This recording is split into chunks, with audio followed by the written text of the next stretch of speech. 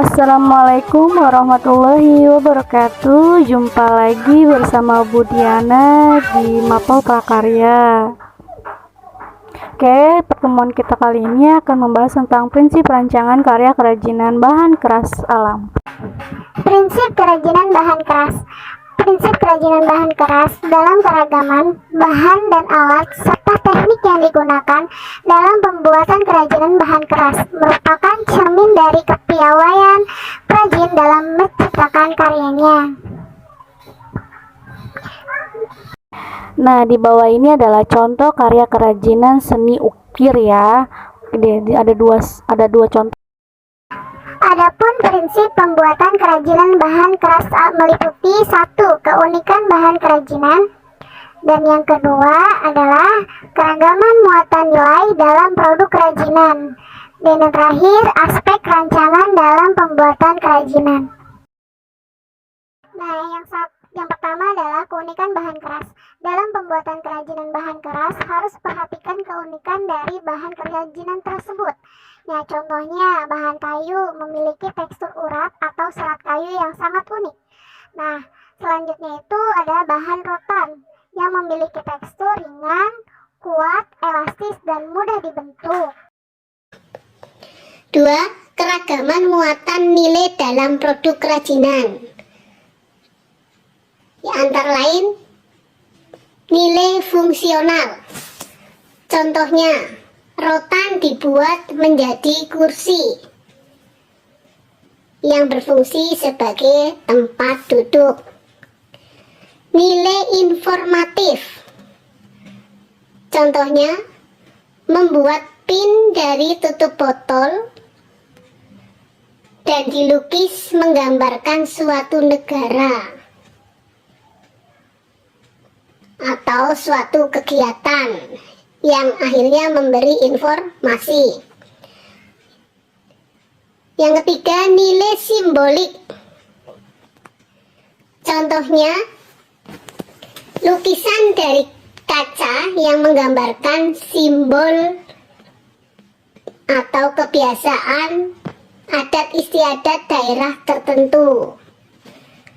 Yang keempat, nilai prestise atau wibawa. Contohnya membuat berbagai macam kerajinan, antara lain tas, sepatu, dan sebagainya. 3. Proses rancangan dalam produk kerajinan, yaitu proses pembuatan sebuah produk kerajinan tidak lepas dari salah satu unsur penting, yaitu bagaimana melakukan pertimbangan saat membuat rancangan yang dapat melibatkan berbagai aspek teknologi serta mengandung tanggung jawab.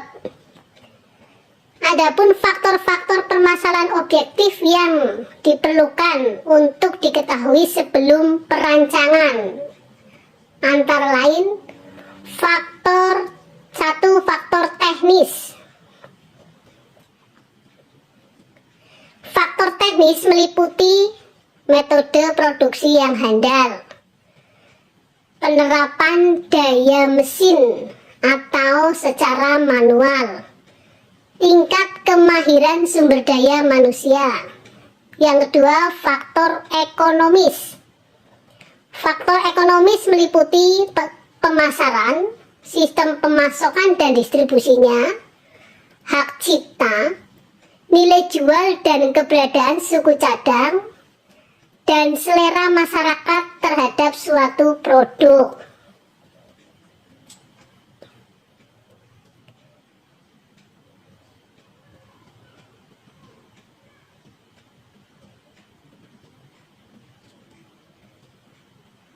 Yang ketiga, faktor agronomis yang meliputi kenyamanan, keamanan, kesesuaian, dan kepraktisan. Jadi suatu barang itu harus bisa menjadi kenyamanan buat kita dan aman buat kita, serta praktis.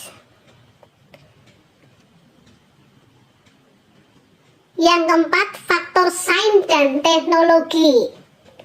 Faktor sains dan teknologi antara lain terdapat unsur kebaruan atau temuan baru, serta mengikuti perkembangan zaman.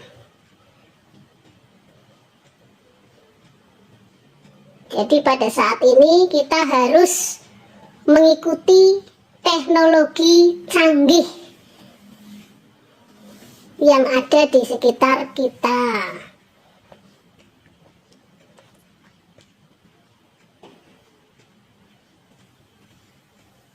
Yang kelima, faktor estetika. Faktor estetika antara lain menampilkan bentuk keindahan. Jadi barang itu harus memiliki keindahan, memiliki daya pikat, keserasian, penggarapan yang rinci atau detail, pewarnaan, dan kesan yang ditampilkan menarik.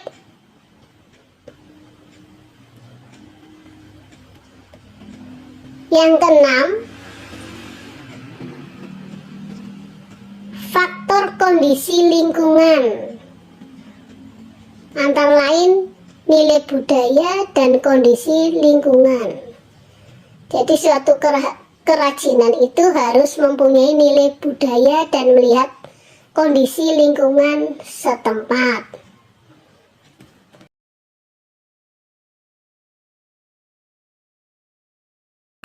Baik, cukup sekian dari Ibu.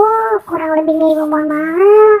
Ketemu lagi di pertemuan selanjutnya ya. Assalamualaikum warahmatullahi wabarakatuh.